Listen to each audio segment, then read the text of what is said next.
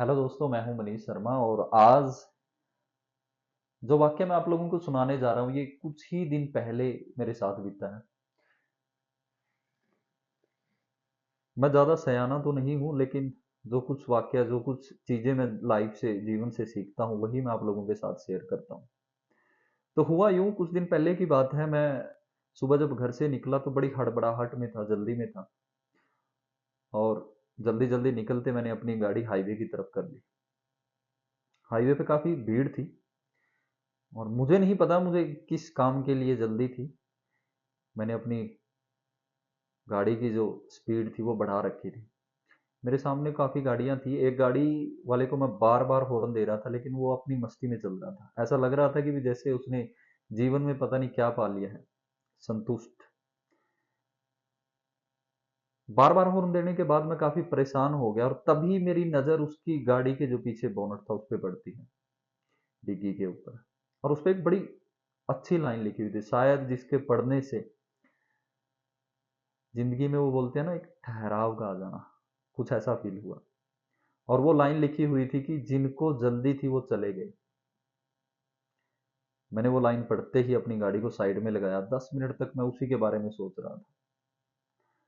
सोचते सोचते मुझे ध्यान आया कि इतनी जल्दी मुझे थी भी नहीं जितनी मैं शायद दिखा रहा था। और ये जीवन का सच है, जिन्हें जल्दी थी वो चले भी गए।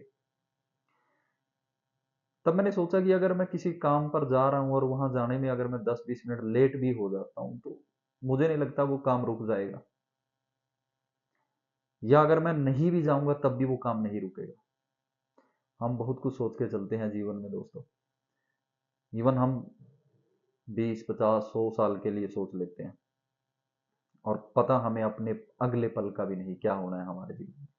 बहुत सी चीजें हमारे जीवन में ऑलरेडी तय हैं, बहुत कुछ लिखा हुआ है पहले ही। और मैं खुद ये चीजें महसूस कर चुका हूँ। तो जीवन में ज्यादा तनाव ना ले दोस्तों, जो होना है वो होके भी रहेगा। आप सिर्फ अपना कार्य करें। पेशेंस, सब्र, जो आजकल बहुत कम होता जा रहा लोगों में, वो जरूर रखें। और कोशिश करें किसी बड़े छोटे के पास बैठ के उसको सुनने की, क्योंकि आजकल सुनाने वाले आपके लिए, आपको बहुत मिलेंगे, सुनने वाले बहुत कम हैं दोस्तों। मैंने जो अनुभव किया है, मेरे हिसाब से जीवन में 3 तरह के लोग होते हैं।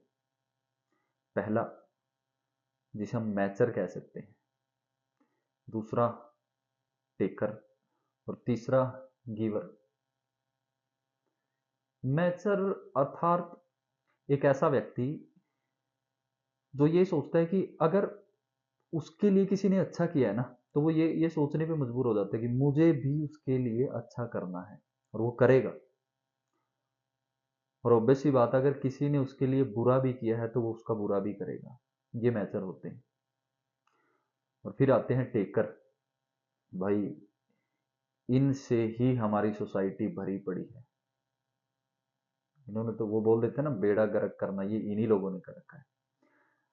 ये वो लोग होते हैं, आप चाहे अपनी सारी जिंदगी दांव पे लगा दे, सब कुछ आप हर पल इनके लिए कुछ ना कुछ कर रहे हो, लेकिन इन्हें इन्हें अपने जीवन में घंटा फर्क नहीं पड़ता भाई। कुछ भी फर्क नहीं पड़ता इनको। आप जितना मर्जी इन लोगों के लिए करते रहें, लेकिन एट द एंड वो बोल देते हैं ना, जो अपनी औकात दिखाना, ये दिखा देते हैं। और लास्ट और फाइनल, गिवर। शायद मुझे लगता है कि भी इन्हीं लोगों की वजह से सृष्टि बची हुई है, संसार बचा हुआ, जीवन चल रहा है, गिवर लोगों की वजह से। ये वो लोग हैं, इन्हें इन्हें फर्क नहीं पड़ता सामने वाला क्या सोच रहा है इनके बारे में। ये सिर्फ अपना काम करते रहते हैं। ये हमेशा दूसरों का भला सोचता रहते हैं, चाहे सामने वाला बुरा कर रहा हो ना कर रहा हो। इनका काम है दूसरे के लिए अच्छा करना, दूसरों को प्यार, मोहब्बत, इंसानियत, ये सब सिखाना। और इन्हीं की वजह से ही शायद जीवन, लाइफ चल रही है। आपके जीवन में भी आपको हर तरह के लोग मिलते हैं, और कोई ना कोई हमारे आसपास एक ऐसा व्यक्ति जरूर होता है जो हमें लाइफ में कभी ना कभी, किसी ना किसी मोड़ पर जरूर मिलता है।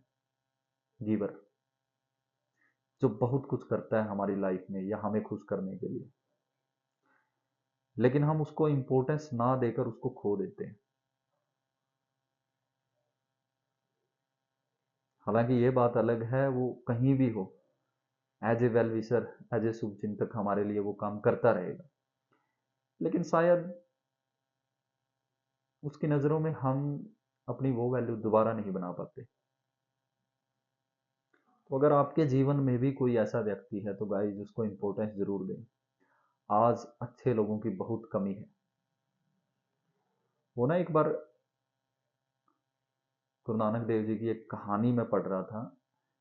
एक बार गुरु नानक देव जी और उनके जो शिष्य थे वो किसी गांव में मतलब ऐसे चले गए भजन कीर्तन के लिए।